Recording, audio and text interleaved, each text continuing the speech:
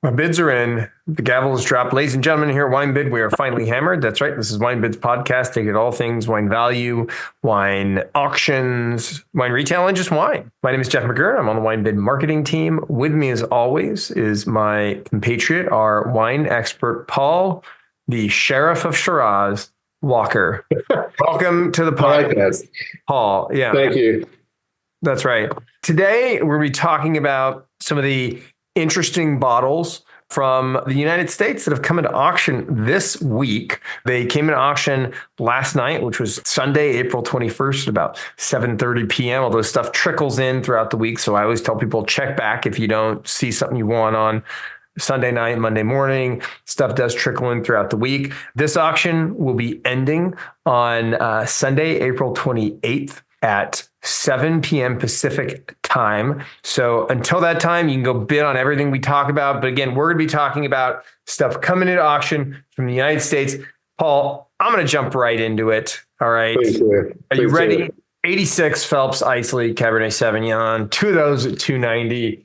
Oh. I didn't think that was crazy. Love me some of that old. It's a tough finish. I mean, it wasn't difficult, but they're tannic wines from 86. Maybe not anymore. It's been a minute. When did you drink this last? That's what I would have done. Drink it all the time. I usually make sangria because it's so tannic. Yeah, it was. I mean, they probably soften. That was one of my picks too, because I love Eisele. Can I tell you, there's another Eisele wine in this week, and I wonder if you know which wine it is. It's also from a famously phenomenal California vintage, Napa vintage in particular. The Araujo Estate Eisele Vineyard from 19. Nope. Well, that is also in auction this week. Am I wrong? Eisele, that's true, but that's not the wine that I'm thinking of. Okay, what are you thinking of? It is the Conn Creek 74.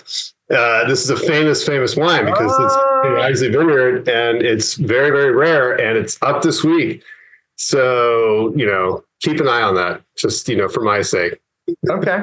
It's one of the legendary 74s alongside Heights Martha's and various others. And I've always wanted to try this wine, like my Thomas and Chappellet, and in that vein. But it's interesting because it's from Eisele. It's actually on the back label, oddly enough. They talk about it, which is kind of cool.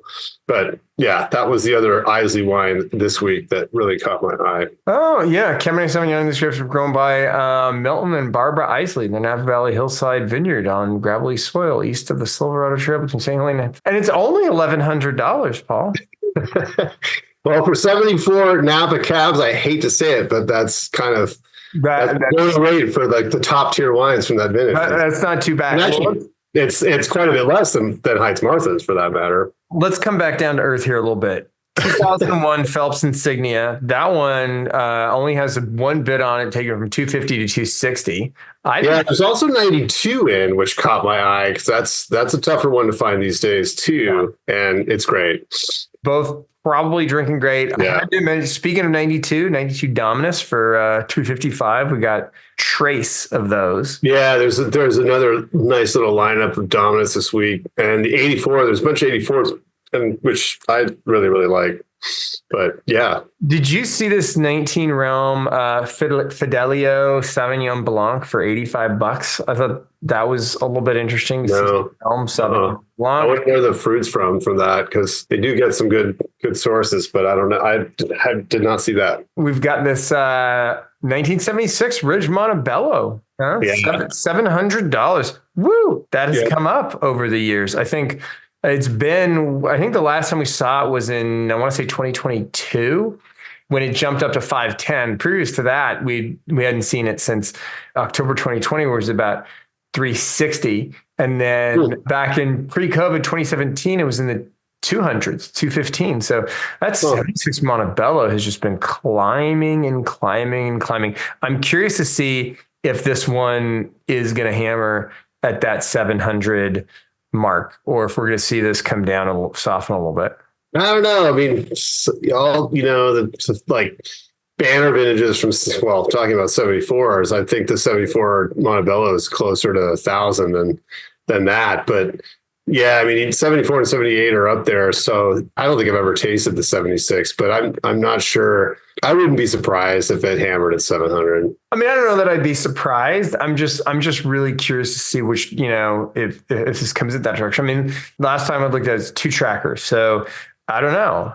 We'll see. Yeah, and by the way, it's back from when they still put the word Cabernet Sauvignon on the Montebello bottle. 100% Cabernet Sauvignon. This one is 71 Chappellet for $4.90. Yeah, that's a nice bottle. It's in really good shape. That's a Beautiful great bottle, great shape. I picked out this 96 Diamond Creek Hill, a volcanic hill, 185. I mean, that just doesn't seem too bad to me for the volcanic hill. No, I don't know. I don't remember the 96s, how they tasted, but they're definitely less. It's funny. It's like various vintages from the 90s are all over the map in terms of pricing.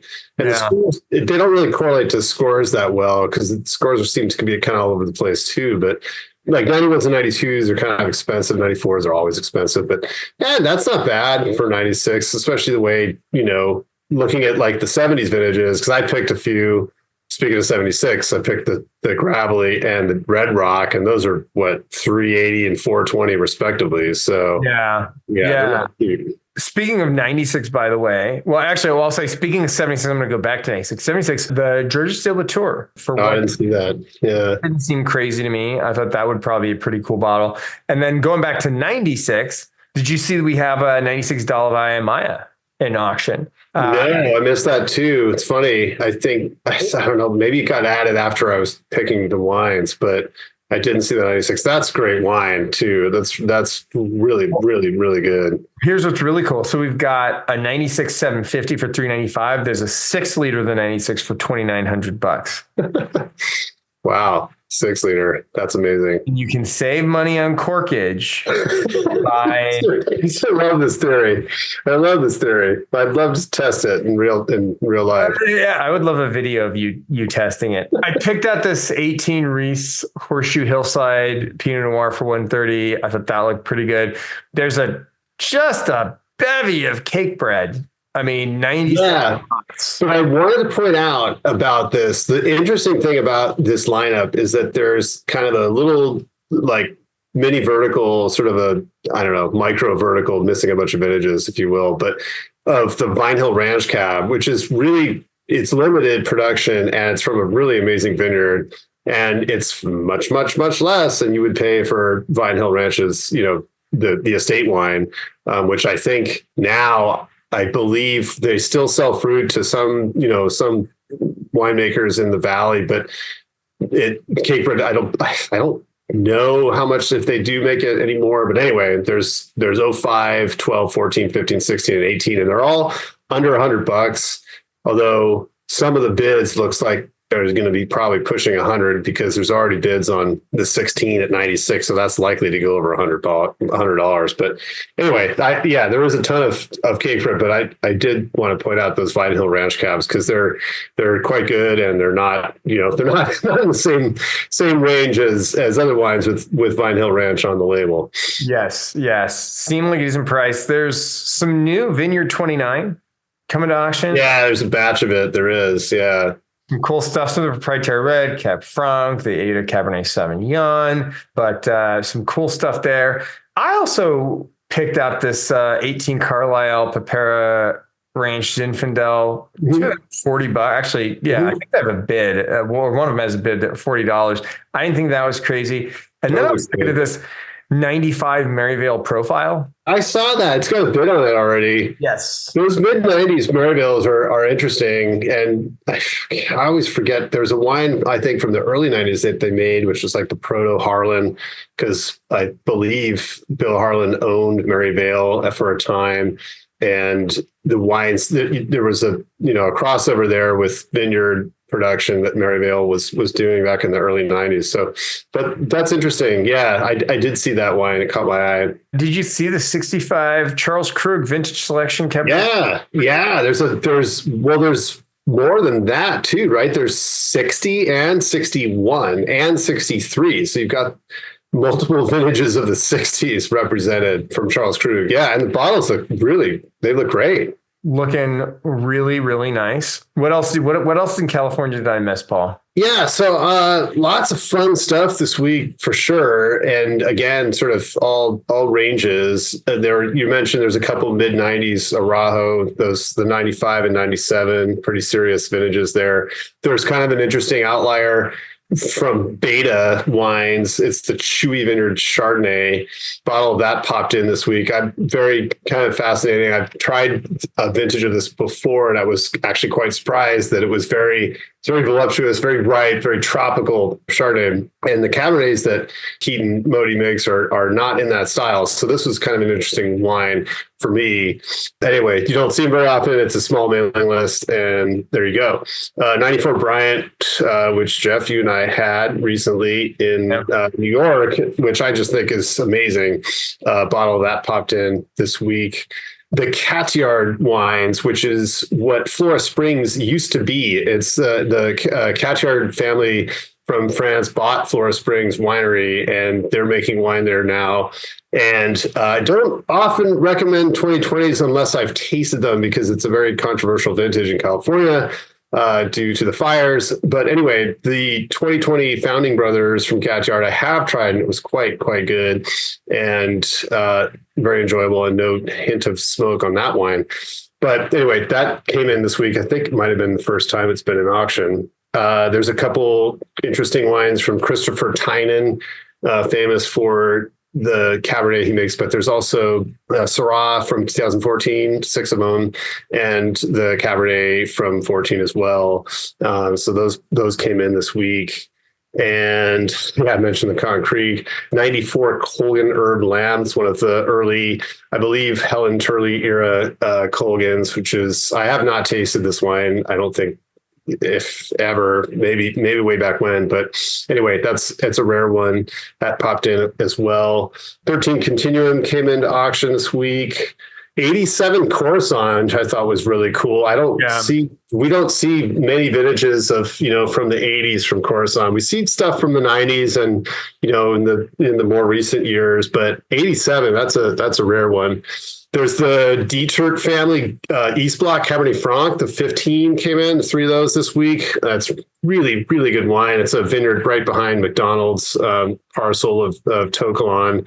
It's phenomenal. I had the 14 not too long ago. It was just incredible. So 15's in at 140 this week. We mentioned nice little lineup of Diamond Creek and Dominus. There's an 87 Duckhorn Cabernet, which I haven't had for quite a while, but it was very, very good. And this vintage is no longer a secret. Everybody knows now that the 87 Napa wines are very, very good, but it's not terribly expensive. It's got a bid, looks like, but it's at $76. And that was a very, very good wine. There's also a 92 Howell Mountain Red from Duckhorn at 35, which I thought was quite a deal for something that's, got a bunch of time on it from a great source up on the hillside. I don't know if they make wines from Howell Mountain anymore, but I don't think I've seen them in a while.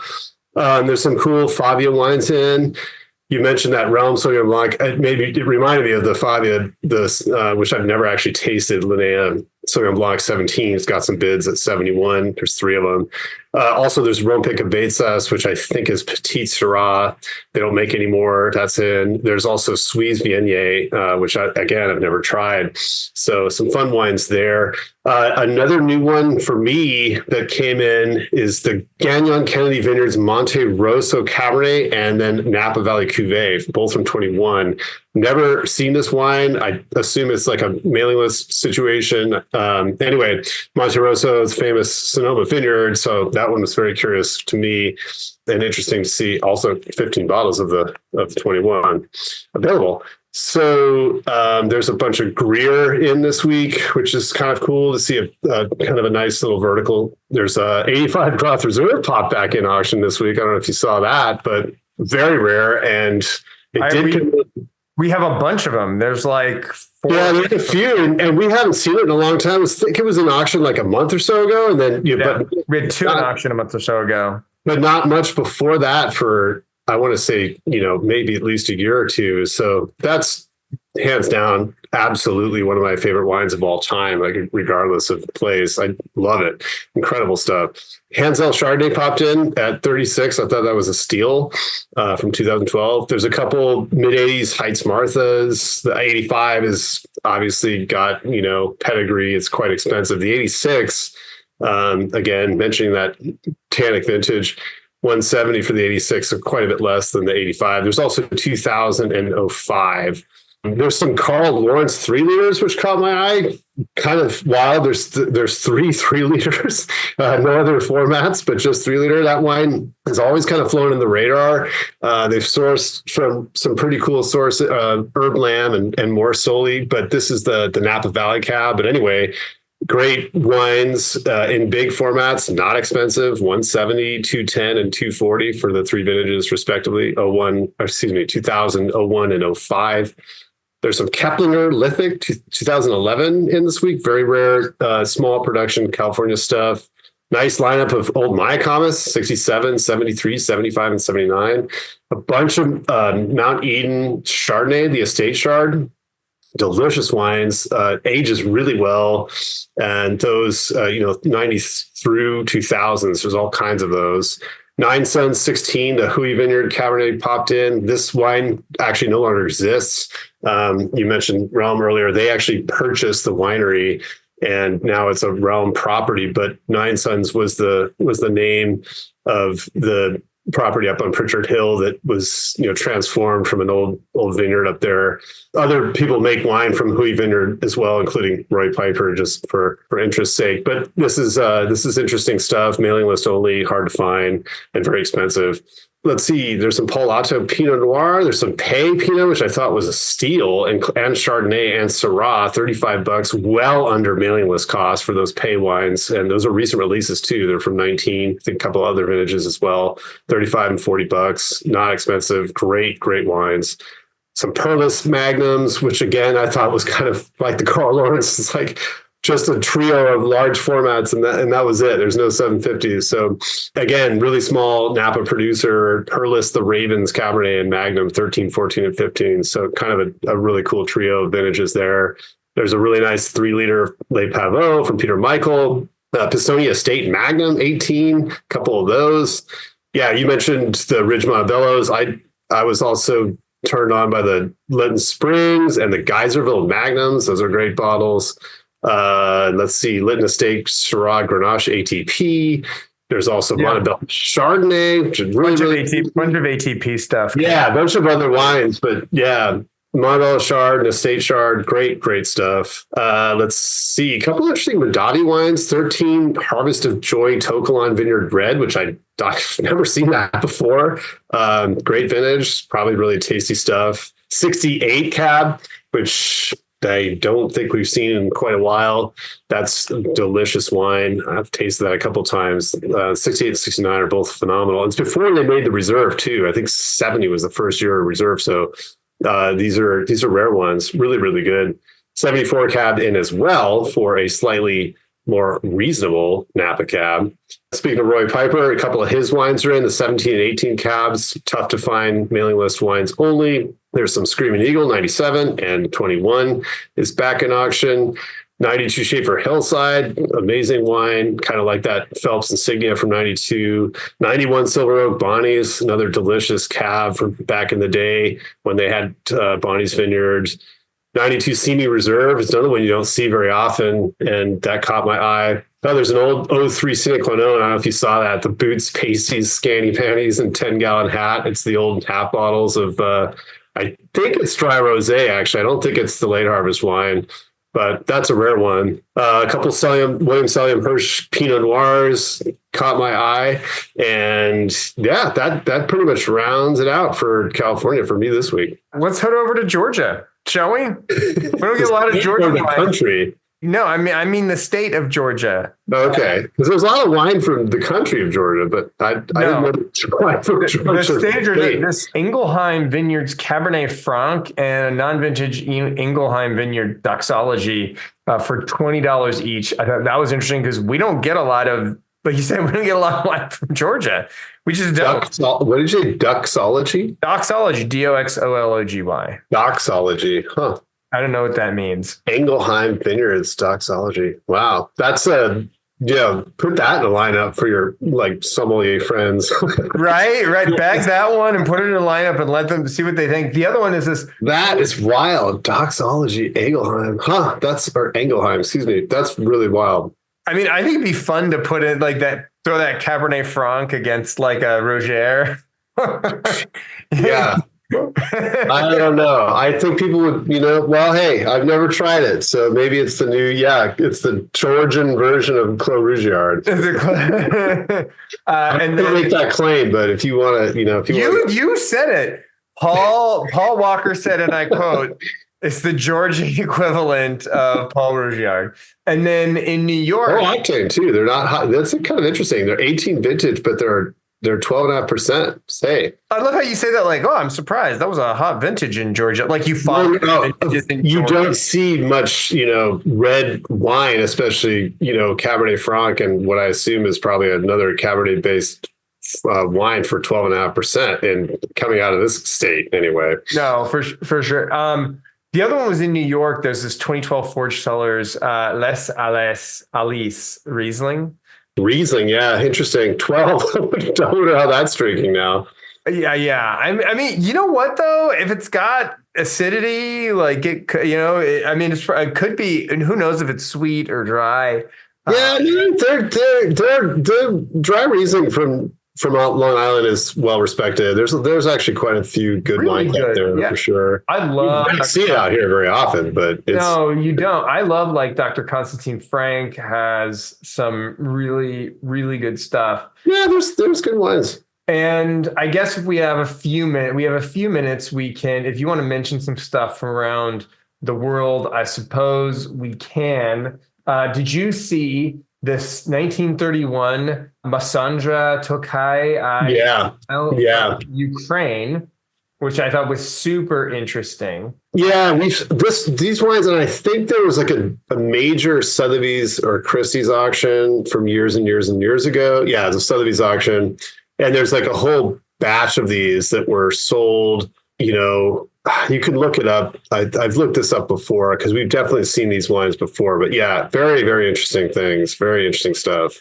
There's in South Africa.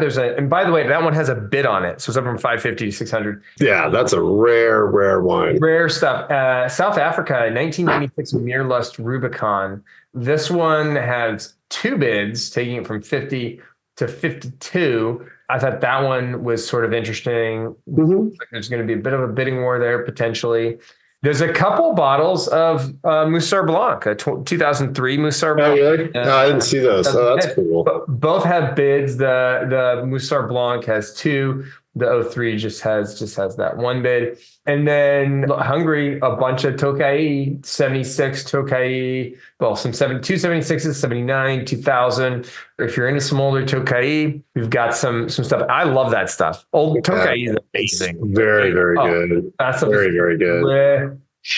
So Canada, we've got some ice wine, 99 Enniskillen Cabernet Franc ice wine for $75. 2010 Vidal Vineland Estate Winery Vidal ice wine for $25. And then 2013 Vineland Estate Vidal Winery or Winery Vidal ice wine for $30. So some good deals there. Those are all half bottles.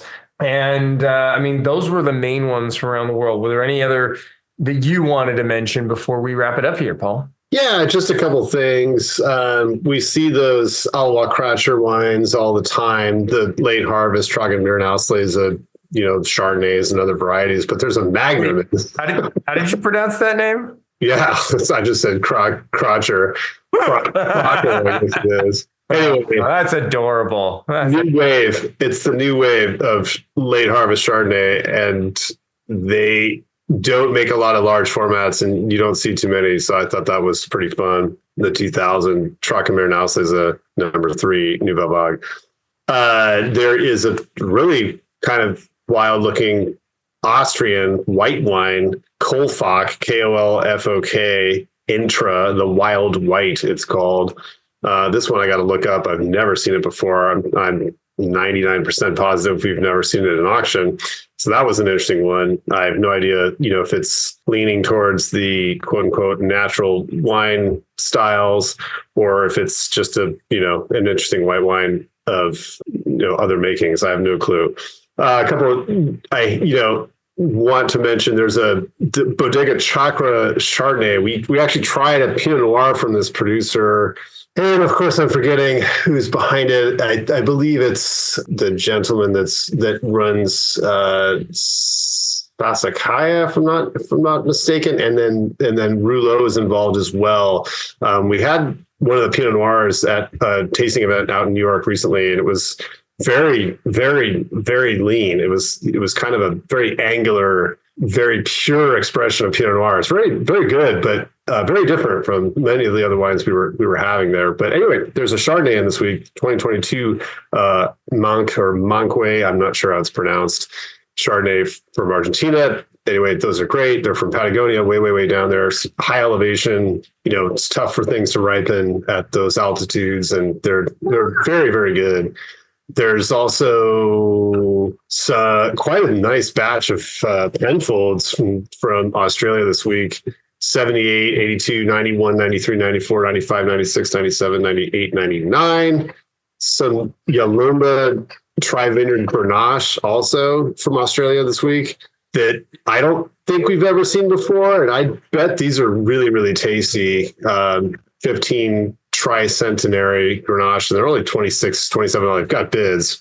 A couple of Yering 01, red wine #1. That stuff is very, very age-worthy and delicious. And there's Henschel Hill of Grace, 96 popped in this week. Yeah. Also, Leeuwin. There's both the Cabernet and the Chardonnay art series. The Chardonnays are incredible, and they last for years. So there's a 16 in this week. It's already got a bid at 76. Those are really, really good. Greenock Creek Rodenfeld Road Shiraz also. We don't see too many of those. That's from 01, so it's got a nice bit of time on it. So those were my picks kind of around the world. There's some actually really nice vintage port this week, and I thought that the prices were quite attractive for really awesome vintages. There's like 70 Dows, Fonseca, and Kopke. The 70 Kopke and Dows are under $100, which, that's a really good vintage and got, amazing amount of time on it. You decant those for sure, and they're going to be incredible. And there's multiple bottles. There's not just one of each. There's also 63 Rebello Valente or Rebello Valente at 100. There's 55 Sandeman and 63 Sandeman and 63 Taylor. So just a really, really cool selection of vintage port in this week. And then before we wrap up, if you'll let me mention, there are some Valle Pinot Noirs from New Zealand, which I've never seen or tasted before.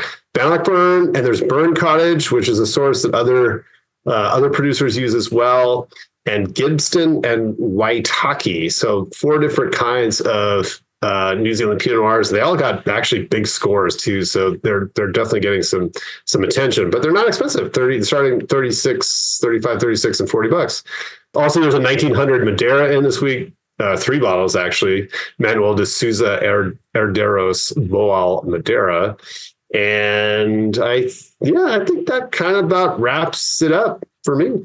Well, all this stuff that we mentioned, you can still bid on if you're bidding in this week's auction, which closes Sunday, April 28th at 7 p.m. Pacific time. And as a little sort of additional bonus, if you use the word sheriff, SHERIFF, you can get $15. Use it as a code. You get $15 off of purchase of $150 or more of this week only. And with that, this has been Jeff McGurn and Paul Walker for WineBid's Finally Hammered, wishing you happy bidding and cheers. Cheers.